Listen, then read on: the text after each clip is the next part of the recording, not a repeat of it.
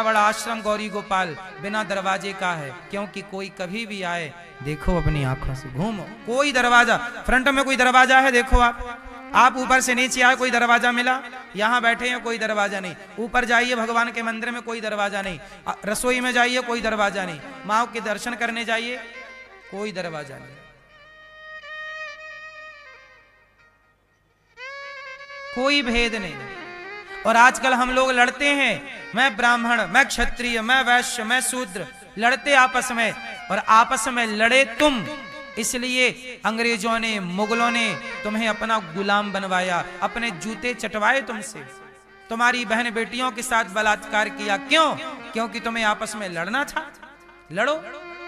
तुम लड़े ना होते तो मुगल तुम्हारे देश में घुसते, तुम्हारी भारत मां की छाती को फाड़ते, तुम्हारी बहन बेटियों का बलात्कार करते। इसलिए कर रहे थे क्योंकि तुम्हें लड़ना था। और तुम आज भी तो सुधरे नहीं, आज भी तो ये भारत के लोग लड़ रहे हैं आपस में। सनातनी लोग, अभी भी मौका है, सनातनी संगठित हो जाओ।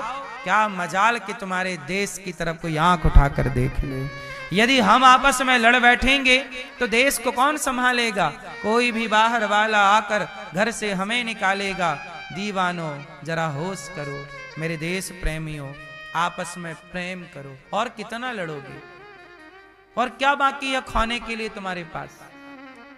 खो चुके हो भारत का एक टुकड़ा पाकिस्तान, खो चुके हो भारत का एक टुकड़ा बांग्लादेश, खो चुके हो भारत का एक टुकड़ा श्रीलंका, खो चुके हो भारत का एक अफगानिस्तान, टुकड़ा भारत का।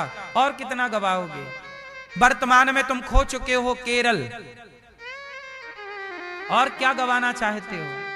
कितने टुकड़े करोगे अपनी भारत मां के? और कितने टुकड़े करोगे? रो ना रही होगी ये भारत मां? ये भारत मां के बारे में भी तो सोचो जरा। ये मां है हम सबकी, ये माटी जिस जननी जन्म भूमश्चा स्वर्गादपि गरीयसी। ये भारत मां की माटी, जब राम अयोध्या से गए तो कुछ लेकर ना गए साथ में, पर अयोध्या की माटी लेकर के गए थे। राम 14 साल वनवास, जब उन्हें अयोध्या की याद आती थी तो अपनी माटी का दर्शन कर लिया करते थे। ये माटी का प्रेम है, ये प्रेम सिखा रहे हैं राम। लेकिन आज यहां भारत माता की माटी से प्रेम नहीं है।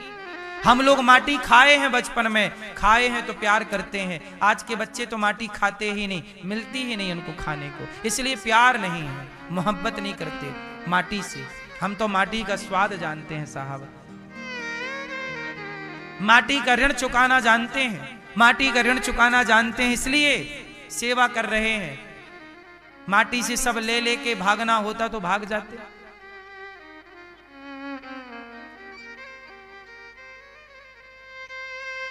कितने लोग ऐसे हैं जो भारत में नाम कमाए, भारत से पैसा कमाए और बाद में जाके दूसरे बड़े देशों में जाके रहने लग गए। जब नाम पद प्रतिष्ठा हुआ तो दूसरे देश चले गए, जब लिया तब ले यहां से गए, और जब लौटाने का वक्त आया तो दूसरे देश चले गए।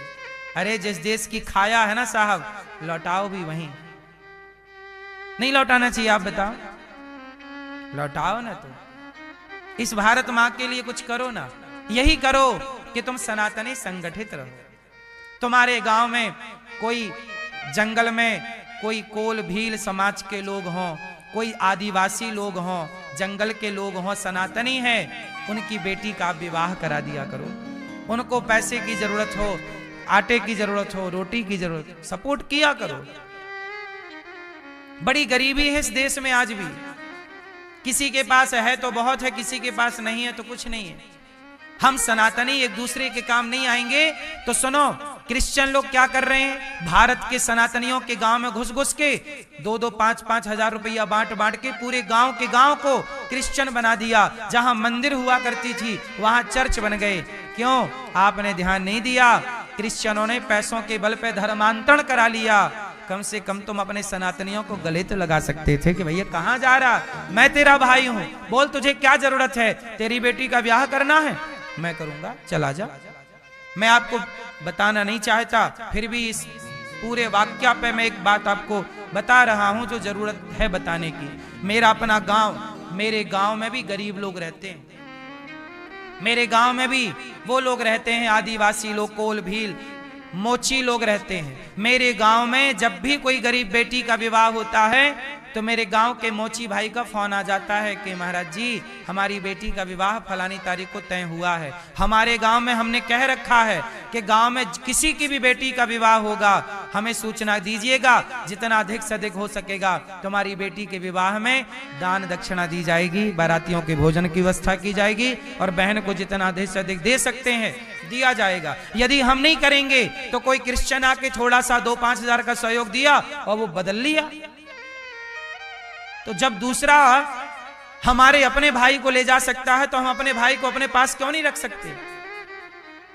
वो आदिवासी हमारा ही तो भाई है, वो मोची भाई हमारा ही तो भाई है, कोई हमसे अलग थोड़ी है, सनातन का ही तो हिस्सा है वो भी। ये जातवाद ने बड़ा नुकसान पहुंचाया। जातियां अच्छी हैं व्यवस्था के लिए, ये जातियां बनी क्यों थी? व्यवस्था के लिए। जातियां क्या है? ब्राह्मण एक जाति है, ये व्यवस्था है। क्या व्यवस्था? ब्राह्मण वेद पढ़ेगा, वेद पढ़ाएगा, क्षत्रिय तलवार चलाएगा, वैश्य व्यापार करके अर्थव्यवस्था मजबूत करेगा, शूद्र सबके साथ खड़ा होगा कंधे से कंधा मिलाकर। अब देखो ना, तलवार चलाएगा क्षत्रिय पर तलवार बनाएगा लोहार, तलवार क्षत्रिय चलाएगा पर तलवार बनाता कौन है? लोहार। लोहार को काम मिला तलवार बनाने का। घड़े का पानी सब पिएंगे पर घड़ा बनाएगा कौन? कुम्हार। लोहार कुम्हार। जूता सबको चाहिए, बनाएगा कौन? मोची। पलंग कुर्सी कौन बनाएगा? बढ़ई। बोलो हाँ। कपड़ा कौन धोएगा? धोबी। पानी कौन भरेगा? केवट। सब समाज के काम बटे हैं और ये व्यवस्था है, ये लड़ने के लिए नहीं है। कोई बड़ा नहीं, कोई छोटा नहीं। केवल सनातन की खूबसूरती देखिए। सनातन इतना बड़ा था। आपके घर में बेटी का आप विवाह करते हो ना तो आपको व्यवस्थाएं बांटनी पड़ती हैं कि भैया सब्जी का काम तुम संभालना, बारातियों के भोजन की व्यवस्था तुम संभालना, बारातियों के पानी की व्यवस्था तुम संभालना, यहाँ की साफ सफाई की व्यवस्था। क्या एक व्यक्ति सारा काम कर सकता है? काम बांटना पड़ेगा। इस हॉस्पिटल में काम बटा होता है। हॉस्पिटल में एक नर्स होती है, एक डॉक्टर होता है। डॉक्टर के आने के पहले नर्स, वहां का स्टाफ पूरी ऑपरेशन की तैयारी करता है। ऐसा नहीं कि डॉक्टर आएगा तब वो कैंची ढूंढेगा कहां रखी है। बोलो हाँ। और वहां पर हॉस्पिटल में साफ सफाई की व्यवस्था अलग किसी के हाथ में दी गई है। बोलो हाँ। भाई बिना व्यवस्था के एक हॉस्पिटल नहीं चलता, तो बिना व्यवस्था के ये भारत देश कैसे चलता है? इसलिए हमारे पूर्वजों ने ब्राह्मण क्षत्रिय वैश्य शूद्र के रूप में एक व्यवस्था की स्थापना की। ये जातियां व्यवस्था के लिए हैं, आपस में लड़ने के लिए नहीं कि तुम लड़ो। मैं यादव, मैं गुज्जर, मैं जाट, मैं ब्राह्मण, मैं क्षत्रिय। काय बात की तुम लड़ाई पाल रखे हो? तुम सब एक बाप की संतान हो। ब्राह्मणोस्य मुखमासीद बाहु राजन्यः कृतः उरु तदस जद वैश्यः पदभ्यांगुं शूद्रो अजायत। भगवान के मुख से ब्राह्मण हुआ, भगवान की भुजा से क्षत्रिय हुआ, भगवान की जंघा से वैश्य हुआ, भगवान के चरण से शूद्र हुआ। बोलो हाँ। शूद्र कहां से हुआ? चरण से। अच्छा एक बात बताओ, गंगा मैया कहां से प्रकट हुई? बोलो।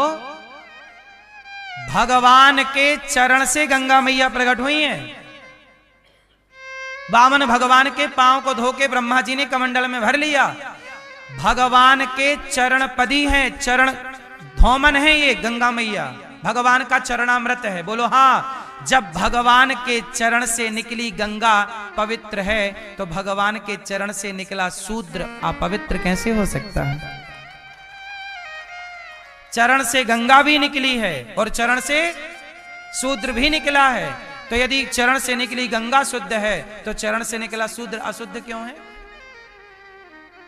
ये केवल तुम्हारी खोपड़ी अशुद्ध हो गई है और कुछ अशुद्ध नहीं है। तुम्हारी विचारधारा में अशुद्धि आ गई है और कुछ भी ईश्वर ने जो बनाया है व्यवस्था बनाई है तो तुमने यहां गुड़ गोबर कर दिया। आपस में लड़के मर गए, लड़ो। आपस में लड़के मरोगे तो अंग्रेजों का क्या बिगड़ रहा? फिर आ जाएंगे, फिर तुम्हें गुलाम बनाएंगे। मुगलों का क्या बिगड़ रहा है? फिर गुलाम बनना है तो लड़ो। जहां सुमति तहां संपत्ति नाना, जहां कुमति तहां विपत्ति निदाना। एक बात बताओ, जब बच्चा पैदा होता था 50 साल पहले, तब हॉस्पिटल में नहीं होता था, तब कौन आता था डिलीवरी कराने?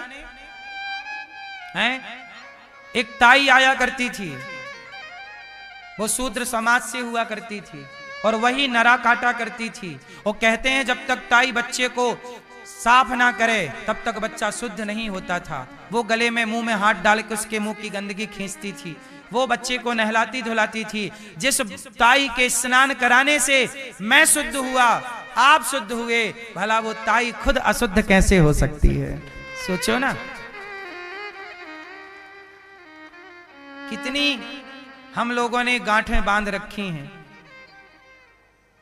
जब परिवार के लोग आपस में लड़ रहे हैं तो देश में लड़ाइयां हो रही हैं, ये केवल अज्ञानवश।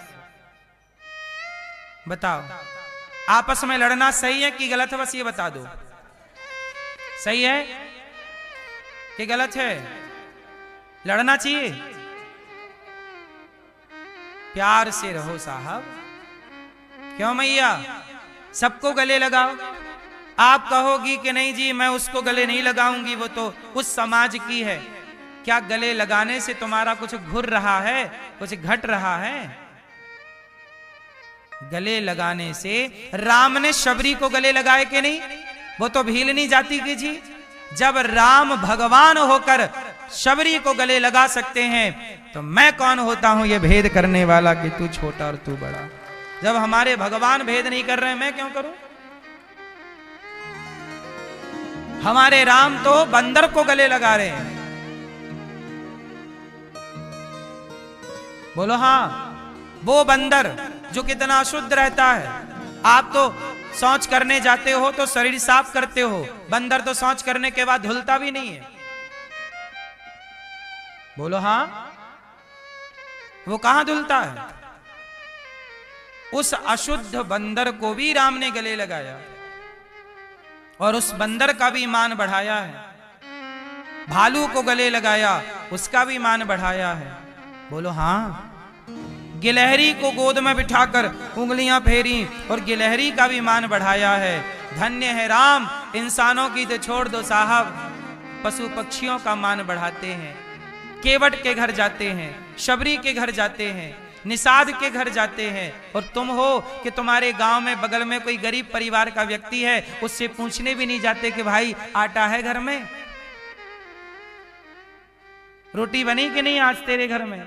गरीब बूढ़ी माँ, साहब गरीबी देने वाले किसी को गरीबी ना दे, जान ले ले मगर बदनसीबी ना दे। बड़ी बीमारी है गरीबी। कोई गरीब है तो उसका सपोर्ट करो। गरीबी क्या होती है, मैं ये बात क्यों बोल रहा हूं? मैं भी बचपन में घर में भिक्षा मांगने जाता था, गांव में लोगों के घर भीख मांगता था। तब मेरी माँ रोटी बनाती थी। मैं जानता हूं कि रोटी की भूख क्या होती है, भूख क्या होती है, ना होने का अभाव। मैं जानता हूं, मेरे पास कपड़े नहीं थे बचपन में, मेरे पैंट में 2 छेद हो जाते थे पीछे, चड्डी दिखती थी। 1 साल तक एक पैंट पहनाते थे हमारे पिताजी। जीन्स आप लोग पहनते हो ना, मेरे गांव के लड़के जीन्स पहनते थे, मैं केवल देखा करता था। मेरे पिताजी ने कभी जीन्स नहीं दिलाए क्योंकि जीन्स महंगा था, उसको खरीदने की औकात नहीं थी हमारी। पैंट फट जाता था पूरा, चड्डी दिखती थी, वही पहनते थे। एक कपड़ा था, कहीं रिश्ते आने जाना हो वही फटा कपड़ा पहन के जाते थे।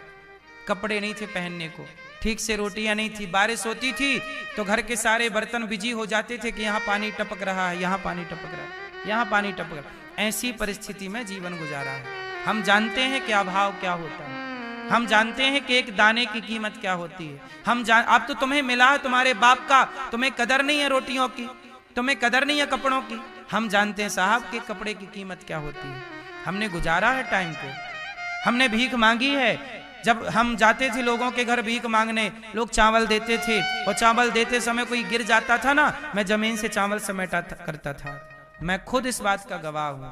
और जिनके घर भीख मांगने जाता था, आज भी मेरे गांव में वो घर हैं जिन घरों में हम भीख मांगने जाया करते थे। इस परिस्थिति को हमने देखा है। इस गरीबी से हम गुजरे हैं, इसलिए उस गरीबी में जब